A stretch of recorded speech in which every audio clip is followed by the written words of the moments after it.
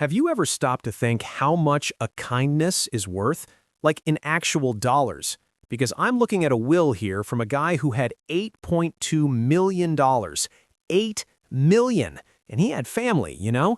3 kids, 5 grandchildren, 2 siblings. And guess who he left everything to? To a guy who helped him change a tire in 1985. I know you're thinking, Nick, that's insane. It is, but it's exactly the kind of insane that reveals something absolutely brutal about money, family, and relationships that most people take a lifetime to understand, and some never do. If you're the type of person who thinks family always comes first when it comes to inheritance, or that just being related means you deserve a slice of someone's fortune, this video is going to completely mess with your head. And it needs to. My name is Nick, and I spend way too much time thinking about how people destroy family relationships over money that doesn't even exist yet. If you're someone who has parents with some assets, or you're building something yourself and afraid of raising entitled, spoiled kids, go ahead and hit that subscribe button and leave a like if this video helps you. Because look, this story I'm about to tell you isn't about some crazy old man who decided to screw over his family. It's about something much deeper. The invisible cost of treating people like walking ATMs. Let me tell you about Harold Thompson. Fictitious name, but real story. The guy built a fortune in the auto parts distribution business, started with 1 truck in 1968, ended up with a network of 14 stores in 2019. Final net worth? $8.2 million. 3 kids. Robert, the oldest, business degree. Jennifer, the middle one, married to a lawyer, and Michael, the youngest, who tried 5 different businesses and all of them failed. Here's what most people don't realize. Harold didn't wake up one day at 82 and think, I'm gonna screw over my kids. No, this was decades in the making, and each brick in that wall was laid by the kids themselves. Here's the thing. In 1985, Harold was coming back from a business trip. 2 tires blew out on the road. It was midnight, raining, no cell phone. Obviously, it was 1985. A guy named David Martinez stopped, helped him change the tires, wouldn't accept money, just said, when you can, help someone else. Harold never forgot. They stayed in touch. Christmases, birthdays. David was a mechanic, never asked for anything, literally nothing, for 34 years. Now let's talk about the kids. Robert, the oldest, started borrowing money from his dad in 1992, always with promises to pay back. $15,000 here, $30,000 there. Total over the years, $340,000. Paid back? $0. Jennifer was more sophisticated. She didn't borrow, she needed help with investments. Her lawyer husband always had a can't-miss opportunity. Real estate, stocks, a restaurant. You know how much Harold put into these opportunities? $280,000. Return? Nothing. Oh, but she brought the grandkids to visit Grandpa when she needed something. Michael, poor guy, was the most honest in his dishonesty. He simply admitted he was a financial mess and needed help. 5 businesses, 5 bankruptcies. Harold funded them all. Total, $420,000. Let's do the math. $340,000 plus $280,000 plus $420,000 equals $1,040,000. Over $1 million that Harold gave his kids while he was still alive. This is where it gets really interesting, because there's a Wells Fargo study from 2019 showing that 67% of wealthy Americans, and they defined wealthy as having over $1 million in investable assets, are afraid to talk about money with their kids. You know why? Because 78% of these parents believe that revealing their wealth will make their children less motivated. And look, they're not wrong. A Williams Group study analyzed 3,250 wealthy families over 20 years and found that 70% of wealth transfers fail by the second generation, 70%, and 90% by the third. The reason? Breakdown in family communication and lack of heir preparation. But Harold made the opposite mistake. He helped. He gave money. He bailed them out repeatedly. And you know what happened? Here's what most people don't realize. Every time Harold rescued his kids, he wasn't creating gratitude. He was creating expectation. It's what psychologists call hedonic adaptation. Basically, anything you receive regularly becomes not a gift, but an entitlement. Harold's kids began to see his money not as extraordinary generosity, but as basic parental function. Now you might be thinking, but Nick, he was their father. Of course he had to help. Look, I get it, but let me tell you what broke Harold. In 2015, he had a stroke, was in the hospital for 3 weeks. David Martinez visited him 18 times. 18! The guy took time off work, drove 45 minutes, sat there talking, bringing magazines about classic cars that Harold loved. You know how many times the 3 kids visited? Combined, 12 times, and they lived closer. Robert showed up 4 times, always rushed, always on his cell phone, closing deals.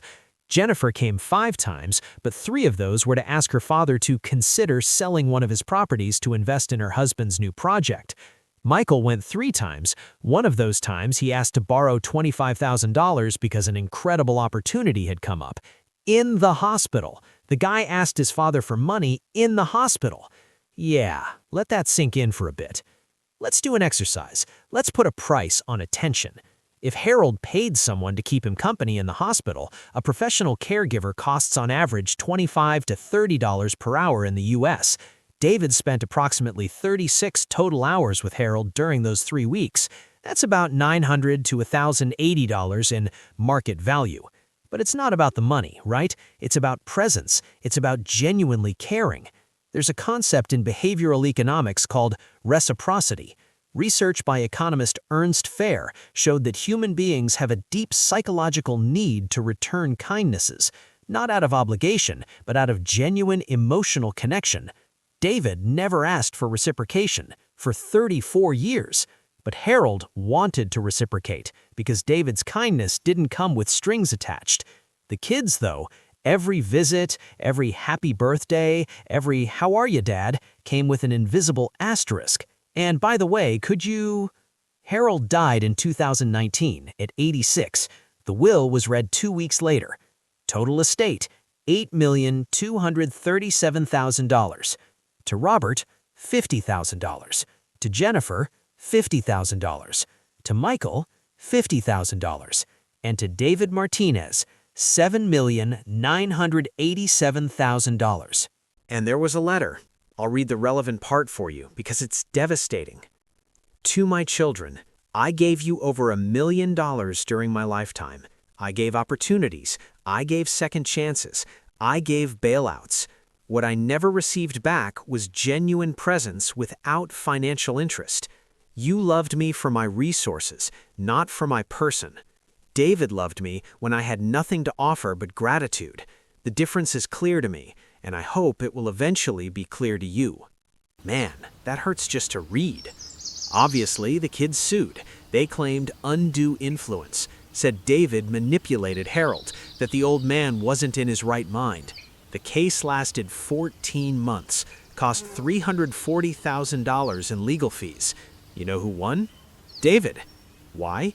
Because Harold had documented everything, had a journal where he recorded every interaction with his kids, every request for money, every time he felt used, and he'd recorded every visit from David, every conversation, every moment of genuine connection. The judge specifically cited in the ruling, there is no evidence of manipulation. There is evidence of an authentic relationship built over 34 years versus transactional relationships. Transactional relationships. Let that sink in. Here's the truth nobody wants to hear. You don't deserve anyone's inheritance just because you're their child. I know that's controversial. I know many people will disagree, but look at the numbers with me. A 2019 UBS study of 2,700 wealthy people showed that 60% of them are afraid that money will ruin their children, and 55% said they won't tell their kids how much money they'll inherit until the transfer actually happens. Why? Because they've seen what happens. They've seen kids stop working waiting for inheritance, seen relationships become transactional, seen genuine love replaced by financial interest. Warren Buffett, one of the richest men in the world, famously said he'll leave 99% of his fortune to charity. For the kids, enough to do anything, but not so much they do nothing. Bill Gates, same thing. He said, "We want to strike a balance between leaving them enough so they can do something with it, but not so much that they do nothing." These people understand something fundamental. Unearned money, unappreciated money, destroys people. Now, if you're a son or daughter of someone with assets, let me give you a brutal reality check. First, stop counting on inheritance. Seriously, plan your financial life assuming you'll receive zero. If you get something, great, bonus, but don't build your future on someone else's money, even if it's your mom or dad. Second, if you accept money from your parents, reciprocate with genuine presence. And no, visiting them because you need to maintain a good relationship to secure the inheritance doesn't count. They notice. They always notice. Third, document your gratitude. Send messages, call, show up, not just when you need something, especially when you don't need anything. And if you're someone who is building wealth and has kids, first, stop rescuing. I know it hurts. I know you want to help, but each rescue is a lesson you're teaching. Your choices have no consequences because I'll always save you. That's destructive. Second, be transparent but strategic. You don't need to reveal every penny, but your kids need to understand that wealth comes with responsibility. Third, give opportunities, not guarantees. Pay for education, yes. Give seed capital for a business, maybe. But make it clear, this is investment, not infinite gift. Let me tell you something about David that makes this story even deeper. When he received the $7,987,000, you know what he did? First, paid off his mother's house, which had mortgage problems, $87,000. Second, created a scholarship fund for young mechanics, $500,000. Third, donated $1 million to the hospital where Harold was treated, specifically for the stroke unit. And the rest? He continues working as a mechanic, because that's what he loves to do. He gave an interview to the local newspaper where he said, "Harold was my friend. I didn't help him in 1985 expecting this. I helped because it was the right thing to do.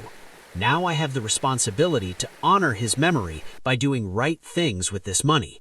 See the difference? He understands that money is responsibility, not entitlement. Let me show you how this is more common than you think. WEALTH-X did a study in 2020 with 500 families with assets over $30 million.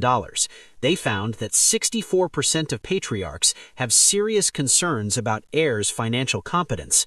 55% believe their children aren't prepared to receive the inheritance. 49% actively considered leaving substantial portions of the fortune to charity or non-family members. And here's the shocking part. 23% actually left most of the fortune to non-family members. That means almost 1 in 4 wealthy families decides that strangers or institutions deserve the money more than their own children. This isn't cruelty, it's consequence. You know what the real cost of this story is? It's not the $8 million, it's the relationship that was never built. Think about it. Harold lived 86 years. The last 50 of those years, he was financially successful. That's 50 years where he could have had deep connections with his kids. 50 years of lunches, conversations, memories. But that didn't happen because money got in the way. There's a brutal study by the research institute Relationships Australia that interviewed 2,000 people about regrets. You know what the #1 regret of people over 70 was? Didn't spend enough time with family.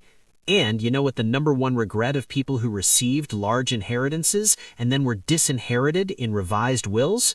I assumed I'd have more time to build a real relationship. They confused access with relationship, and when they realized the mistake, it was too late. Here's the question that will change how you think about this. If your mom or dad lost all their money tomorrow, would you still visit them as often? Be honest, brutally honest, because if the answer is no, or if you hesitated, you have a transactional relationship, and transactional relationships end when the transactions stop. I'm not saying you're a bad person. I'm saying you fell into a trap that's extremely common. You confused financial provision with love and acceptance of gifts with relationship. Want to know what happened to Harold's kids? Robert used the $50,000 he received to borrow more money, using expectation of future settlements as collateral. He's in debt to this day. Jennifer got divorced. The lawyer husband couldn't handle the failure of not getting the inheritance. She now sells real estate, and for the first time in her life at 58, is actually working. Michael, the most interesting, used the $50,000 to pay off debts and started working as an auto parts store manager. He said in an interview, "My father tried to teach me about hard work for decades. I finally understood. Too late for him to see it, but not too late to change." At least one of them learned. Look, I know this story is extreme. Most families won't get to this point, but the dynamic is present in millions of families. Every time you accept money from your parents and don't reciprocate with real presence, you're building a transactional relationship. Every time you visit your parents only when you need something, you're sending the message, you're only worth your resources. Every time you assume you'll inherit something and plan your life around it, you're building a castle on sand. The truth is, you're not competing with your siblings for your parents' inheritance. You're competing with every person who genuinely cared about them without financial interest. And if you've never been that person, why should you win? So here's what I want you to do. If you have living parents, call them today, not tomorrow, today. And don't ask for anything. Just talk. Ask how they're doing. Really listen. If you have kids and have assets, sit down and think, are you raising people who will be fine if they never receive anything from you? Or are you raising dependent people waiting for a rescue that should never come? And if you're someone who's been receiving a lot from your parents financially, ask yourself, when was the last time you gave something back that wasn't bought by their money? Because look, money comes and goes. Inheritances are distributed and spent, but relationships are either built or lost. There's no middle ground. Harold Thompson lost 50 years of real relationships with his kids because money got in the way. His kids lost $8 million because they assumed blood is thicker than gratitude. Both lost. Don't be either one. If this video made you think, if it made you uncomfortable, if it changed something in your perspective, leave a like, subscribe to the channel, and share this with someone who needs to hear it, because the best inheritance you can leave or receive isn't money. It's a relationship that was worth having. See you in the next video.